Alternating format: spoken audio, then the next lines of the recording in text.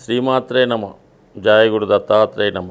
ఈ వీడియోలో మనం 26 మే నెల నుంచి 1వ తారీఖు జూన్ మధ్యలో జరగబోయే వార ఫలాలు సింహరాశి వారికి ఏ విధంగా ఉండబోతున్నాయి అన్న విషయాన్ని మనం ఈ వీడియోలో పరిశీలించే ప్రయత్నం చేద్దాం. మరి సింహరాశికి రాష్ట్రాధిపతి అయినటువంటి సూర్యభగవానుడు దశమ స్థానంలో దిగ్బలుడై ఈ వారం అంతా సంచరించడం జరుగుతుంది. ఒక రాశి యొక్క అధిపతి తన స్వక్షేత్రంలో ఉన్న 11వ స్థానంలోకి వచ్చిన 10వ స్థానంలోకి వచ్చినా కూడా జాతకుడికి అనుకూలమైనటువంటి ఫలితాలు ఇవ్వడం జరుగుతుంటుంది.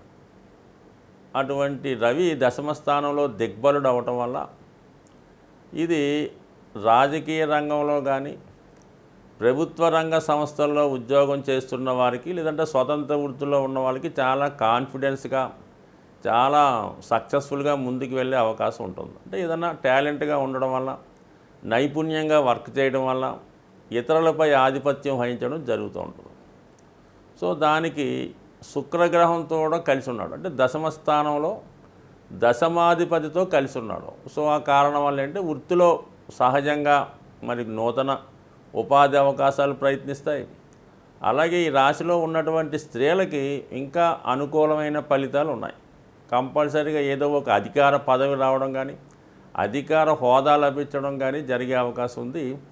ఇక ఆర్థిక సంబంధించిన విషయాల్లో కూడా మరి ఎక్కువగా అనుకున్న దానికన్నా ధన వ్యయం ఎక్కువగా జరుగుతుంటుంది. మరీ ముఖ్యంగా ఏంటంటే ఈ వృత్తిపరమైన చేంజెస్ ఈ వారంలో ఈ రాశి వారికి ఇండికేట్ చేస్తున్నాయి అన్నమాట. అంటే ఉన్న ఉద్యోగంలో ఏదైనా ప్రమోషన్ రావడం కానీ లేదంటే ఒక హోదా పెరగడం కానీ, ఒక రాజకీయ రంగంలో ఉన్న వాళ్ళకి ఏదైనా వాళ్ళకి రాజకీయ పదవి రావడం కానీ, అంటే గవర్నమెంట్ సంస్థలోనే ఉంటూ ఇంకా ఉన్నతమైన హోదా కలిగినటువంటి పదవి వచ్చే అవకాశం ఉంది. సో అలాగే ప్రైవేట్ సంస్థల్లో వారు కానీ స్వతంత్ర వృత్తిలో ఉన్న వాళ్ళకి కూడా వాళ్ళ యొక్క నైపుణ్యం పెంచుకోవడం, వాళ్ళ యొక్క రెమ్యునేషను, వాళ్ళు తీసుకునే ఫీజు వగైరా ఛార్జెస్ బాగా పెరిగి వాళ్ళ యొక్క గుర్తింపు గౌరవం ఎక్కువగా పెరిగి బాగా బిజీగా ఉండే అవకాశం ఉంది. ఏదైనా మొత్తం మీద వృత్తిపరమైనటువంటి చేంజెస్, అనుకూలమైన మార్పులు ఈ వారం ఈ రాశి వారికి రావడం జరుగుతూ ఉంటుంది. సో ఇక బుధుడు భాగ్యస్థానంలో సంచరిస్తూ ఉన్నాడు. అంటే ఇది విద్యార్థులకి బాగా ఉపయోగిస్తూ ఉంటుంది అన్నమాట. ఎవరైతే ఉన్నత విద్య కొరకు మరి విదేశం వెళ్దాం అనుకుంటున్నారో, దూర ప్రాంతం వెళ్దాం అనుకుంటున్నారో, అలాగే వ్యాపార రంగంలో ఉన్నవాళ్ళు కొత్త విషయాలు తెలుసుకునే నిమిత్తం వ్యాపార అభివృద్ధి కోసం ఏదైనా దూర ప్రాంతం కానీ దేశ రాజధాని లాంటి ప్రాంతానికి కానీ వెళ్ళి అక్కడ కొత్త విషయాలు తెలుసుకొని ఆ వృత్తిని ఇంప్రూవ్మెంట్ చేసుకునే ప్రయత్నం జరిగే అవకాశం ఉంది. సో ఏదైనా ఈ వారం అంతా కూడా జాతకుడు ఎక్కువగా వృత్తి సంబంధించిన విషయాలు, ఆర్థిక సంబంధించిన విషయాలు, విద్యా సంబంధించిన విషయాలు ఎక్కువగా కాన్సన్ట్రేషన్ చేయడం జరుగుతూ ఉంటుంది. అయితే శని భగవానుడు కూడా కొంతకాలంగా సప్తమ స్థానంలో ఉంటూ ప్రతి పనిని ఆలస్యం చేయడం జరిగింది. అటువంటి శని భగవానుడు కూడా మీకు ఈ వారం నుంచి ఈ ఉత్తరాభాద్ర నక్షత్రమైనటువంటి గురుగ్రహ నక్షత్రం మీదకు మారడం వల్ల ఇంచుమించుగా శని భగవానుడు కూడా వృత్తి మీద ఎక్కువ ప్రభావాన్ని చూపిస్తూ ఉంటాడు. అంటే అనుకూల ప్రభావం అన్నమాట. అంటే సప్తమ స్థానం కూడా దశమం అవటం వల్ల వృత్తి మీద సప్తమ భావ ప్రభావం కూడా చూపుతూ ఉంటుంది. సో ఇవన్నీ కూడా వృత్తిపరమైనటువంటి అభివృద్ధికి మీకు ఇండికేట్ చేస్తున్నాయి. ఇక అష్టమ స్థానంలో ఉన్నటువంటి ఈ కుజ రాహులు మాత్రం కొద్దిగా మిమ్మల్ని అపకీర్తి పాలు చేయడం కానీ, అనుకోకుండా ఏదో ఒక ప్రమాదంలో కానీ, ఏదైనా ఒక స్కామ్లో కానీ, ఏదైనా ఒక అపవాదలో కానీ ఇరుక్కునే అవకాశం ఉంది. సాధ్యమైనంత వరకు ఏదైనా మనం వెళ్ళకూడని ప్రాంతాలకి, నిషేధించిన ప్రాంతాలకి వెళ్ళడం అంత అనుకూలం కాదు. ఏదైనా చట్టపరంగా న్యాయపరంగా వ్యవహరించాలి తప్ప చట్ట వ్యతిరేకంగానో దౌర్జన్యంగానో ప్రవర్తించడం వల్ల ప్రమాదాలు జరిగే అవకాశం ఉంది. శ్రీమాత్రే నమ.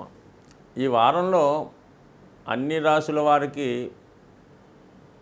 ఏ రాశి వారైనా ఏ ఇబ్బందుల్లో ఉన్నా వాళ్ళు తొందరగా ఆ సమస్యల నుంచి బయటపడే విధంగా మరి ఈ వార ప్రారంభంలోనే మీకు సంకటహర చతుర్థి రావడం జరిగింది.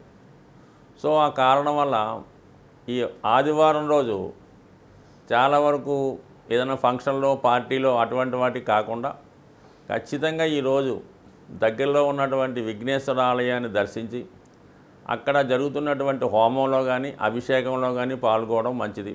సాధ్యమైనంత వరకు విఘ్నేశ్వరుడి అష్టోత్తరం లేదా సంకష్టహర చతుర్థి సంబంధించినటువంటి విషయాలు తెలుసుకోవడం వల్ల జాతకుడికి ఈ కష్టాల నుంచి బయటపడడం. అయితే విఘ్నేశ్వరుని పూజించడం వలన ప్రారంభించిన పనులు నిర్విఘ్నంగా సాగుతుంటాయి. కాబట్టి ఖచ్చితంగా మరి ఈ వారం మొదటి రోజు వచ్చే ఈ విఘ్నేశ్వరుడు సంబంధించినటువంటి పూజలో పాల్గొనడం వల్ల కంపల్సరిగా ఈ ప్రభావం మీకు ఈ నెలంతా చాలా శుభంగా ఉండే అవకాశం ఉంది. సో అలాగే ఎవరైతే విజయాన్ని కోరుకుంటున్నారో, అలాగే ఈ విద్యార్థులు ముఖ్యంగా కాలేజీలో ఉన్నత సీటు కొరకు కాంపిటేటివ్ ఎగ్జామ్లో విజయం కొరకు ఆశిస్తున్నారో వాళ్ళు ఈ జూన్ 1వ తారీఖున వచ్చినటువంటి హనుమత్ జయంతి రోజు ఖచ్చితంగా మరి హనుమాన్ టెంపుల్ దర్శించడం, ఆ రోజు స్వామిని సింధూరంతో కానీ తమలపాకులతో కానీ పూజ చేయడం వల్ల కంపల్సరీగా మీ యొక్క విజయం లభించే అవకాశం ఉంది. అది వీల్లేని వారు ఇంటి దగ్గరే శుభ్రంగా తలస్నానం చేసి మరి హనుమాన్ని విధి విధానంగా మీ తోచిన విధంగా పూజ చేసుకొని హనుమాన్ చాలీసా పారాయణ వల్ల కంపల్సరీగా మీకు విజయం లభించే అవకాశం ఉంది. కాబట్టి మరి ఏదైనా ఈ జ్యోతిష్యాన్ని గ్రహాల గమ్యాన్ని నమ్ముతున్నవారు అతి రేరుగా వచ్చే కొన్ని ఇలాంటి పండగలు పాటించడం వల్ల, అలాగే ప్రతీ నెల వస్తున్నటువంటి మాస శివరాత్రి, అలాగే ఈ ఏకాదశులు, ఈ సంకష్టాల చతుర్థి లాంటివి పాటించడం వల్ల జాతకుల మీద గ్రహాల యొక్క ప్రభావం తగ్గి భగవంతుని యొక్క అనుగ్రహంతో అన్ని కార్యక్రమాలు చాలా సజావుగా సాగుతుంటాయి. అసలు మీకు జాతకాలు, ఈ జ్యోతిష్యం, ఈ వారఫలాలు మాసఫలాలతో పని లేకుండా ప్రతి పని కూడా విజయవంతంగా వెళ్ళాలంటే మీరు కంపల్సరిగా ఆ పర్వదినాల్లో ఆ నెలలో వచ్చే పండుగలు ఎంతో కొంత మీరు చేసుకోవడం వల్ల ఖచ్చితంగా మీ యొక్క లైఫ్ సజావుగా హ్యాపీగా సాగే అవకాశం ఉంటుంది. స్వస్తి.